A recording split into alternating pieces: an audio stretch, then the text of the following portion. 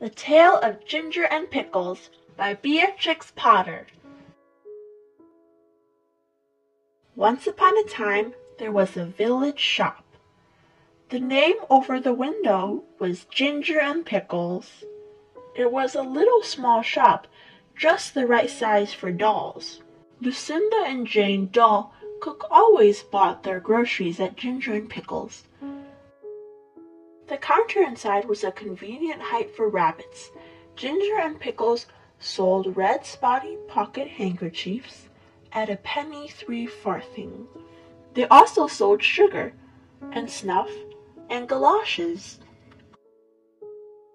In fact, although it was such a small shop, it sold nearly everything, except a few things that you want in a hurry, like bootlaces, hairpins, and mutton chops. Ginger and Pickles were the people who kept the shop. Ginger was a yellow tomcat, and Pickles was a terrier. The rabbits were always a little bit afraid of Pickles. The shop was also patronized by mice. Only the mice were rather afraid of Ginger. Ginger usually requested Pickles to serve them, because he said it made his mouth water. "I cannot bear," said he, "to see them going out at the door carrying their little parcels." "I had the same feeling about rats," replied Pickles, "but it would never do to eat our own customers. They would leave us and go to Tabitha Twitchit's."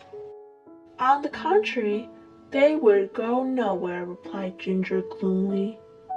Tabitha Twitchit kept the only other shop in the village. She did not give credit. Ginger and Pickles gave unlimited credit. Now the meaning of credit is this. When a customer buys a bar of soap, instead of the customer pulling out a purse and paying for it, she says she will pay another time. And Pickles makes a low bow and says, "With pleasure, madame," and it is written down in a book. The customers come again and again and buy quantities, in spite of being afraid of Ginger and Pickles. But there is no money in what is called the till. The customers came in crowds every day and bought quantities, especially the toffee customers. But there was always no money. They never paid for as much as a penny worth of peppermints. But the sales were enormous, 10 times as large as Tabitha Twitchit's. As there was always no money, Ginger and Pickles were obliged to eat their own goods. Pickles ate biscuits, and Ginger ate a dried haddock. They ate them by candlelight after the shop was closed. When it came to January 1st, there was still no money, and Pickles was unable to buy a dog license. "It is very unpleasant. I am afraid of the police," said Pickles. "It is your own fault for being a terrier. I do not require a license, and neither does Kep, the collie dog. It is very uncomfortable. I am afraid I shall be summoned. I have tried in vain to get a license upon credit at the post office," said Pickles. "The place is full of policemen. I met one as I was coming home." "Let us send in the bill again to Samuel Whiskers, Ginger. He owes 22.9 for bacon." "I do not believe that he intends to pay at all," replied Ginger. "And I feel sure that Anna Maria pockets things. Where are all the cream crackers?" "You have eaten them yourself," replied Ginger. Ginger and Pickles retired into the back parlor. They did accounts. They added up sums and sums and sums. "Samuel Whiskers has run up a bill as long as his tail. He has had 1 ounce and 3/4 of snuff since October. What is 7 pounds of butter at 1/3 and a stick of sealing wax and 4 matches?" "Send in all the bills again to everybody with comps," replied Ginger. After a time, they heard a noise in the shop, as if something had been pushed in at the door. They came out of the back parlor. There was an envelope lying on the counter, and a policeman writing in a notebook. Pickles nearly had a fit. He barked, and made little rushes. "Bite him, Pickles, bite him!" spluttered Ginger behind a sugar barrel. "He's only a German doll." The policeman went on writing in his notebook. Twice he put his pencil in his mouth, and once he dipped it in the treacle. Pickles barked till he was hoarse, but still the policeman took no notice. He had bead eyes, and his helmet was sewed on with stitches.